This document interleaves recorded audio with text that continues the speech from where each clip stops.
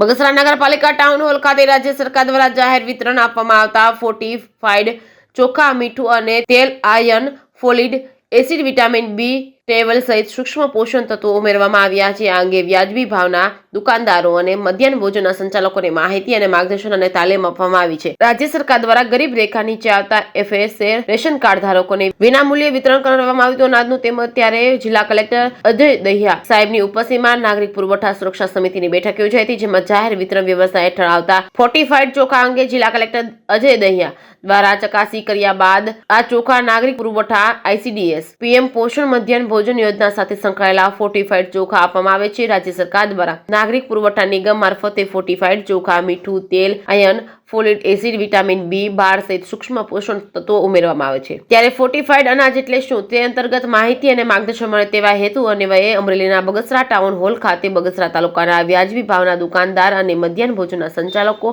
આ અંગે માર્ગદર્શન આપવામાં આવ્યું હતું કે ફોર્ટિફાઈડ ચોખાનો સંગ્રહ અને પ્રતિ રાંધવાની રીત અને તેનો સ્વાદ સામાન્ય ચોખા જેવો જ હોય છે, જેથી જ્યારે ફોલિક એસિડ મગજના વિકાસ માટે, ગર્ભમાંના શિશુના વિકાસ અને રક્ત ઉત્પાદનમાં મદદ કરે છે. આથી ફોલિક એસિડ ખૂબ જ જરૂરી તત્વ છે. વિટામિન B12 નબળાઈને દૂર કરવા માટે મદદ કરે છે, મગજની કાર્યક્ષમતા વધારવામાં મદદરૂપ બને છે. સાથે મીઠું ફોર્ટિફાઈડ હોય અને જેમાં આયોડિનનું પૂરતું પ્રમાણ હોય, જેથી જેવા ગંભીર રોગો સામે રક્ષણ મળે છે. ત્યારે આ અંગે મધ્યાહન ભોજનના સંચાલકો અને વ્યાજબી ભાવના દુકાનદારોને માર્ગદર્શન અને તાલીમ આપવામાં આવે છે, જેમાં પુરવઠાના નાયબ મામલતદાર NV વસાણી તથા મધ્યાહન ભોજન નાયબ મામલતદાર અને મયુરીબેન તેમજ વ્યાજબી ભાવના દુકાનદાર અને મધ્યાહન ભોજનના સંચાલકો ઉપસ્થિત રહ્યા હતા. જે કેસની ગુજરાતી સાથે રોમિલ મણવર, બગસરા.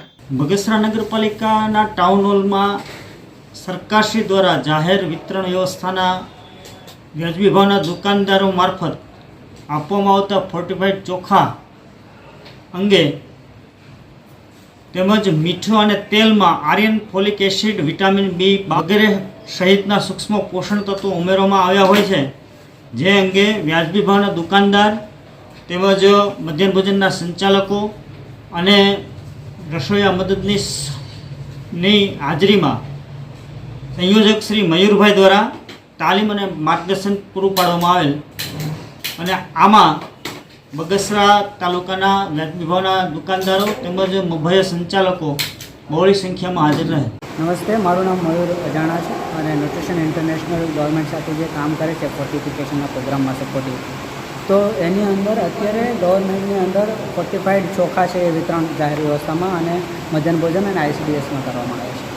હવે આની અંદર જે પોષક તત્વો છે એ ચોખાની અંદર 3 છે. એક છે ફોલિક એસિડ છે, આયર્ન છે અને B12 વિટામિન છે. એવી જ રીતે મીઠું છે ડબલ ફોર્ટિફાઈડ કરીને આપવામાં આવે છે. એની અંદર આયોડિન અને આયર્ન એ પોષક તત્વો છે ઉમેરો કરેલો હોય છે.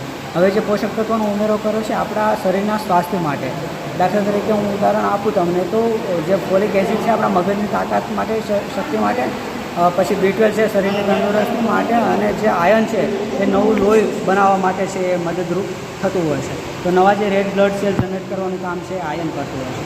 તો આમ એ આપણા શરીરને પોષણ પૂરું પાડે અને બાળપણથી નાનું હોય ત્યાંથી જ એને પોષણ પૂરતા પ્રમાણમાં મળે તો એક સ્વસ્થ સમાજ છે એ બની શકે. તો એ તો અંતર્ગત ગવર્મેન્ટ અત્યારે બધી જ જગ્યાએ ફોર્ટિફાઈડ ચોખાનું વિતરણ છે એ કરી રહી છે.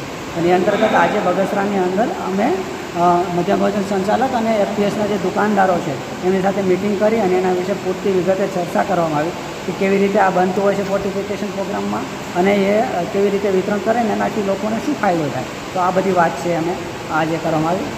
અત્યારે સરકારશ્રીની સ્થાયી સૂચનાઓ તેમજ જિલ્લા વહીવટીતંત્ર તરફથી એવા પ્રયત્નો કરવામાં આવી રહ્યા છે કે આપણે જે ફોર્ટિફાઈડ ચોખા છે એનું વિતરણ PM પોષણ યોજનામાં થઈ શકે.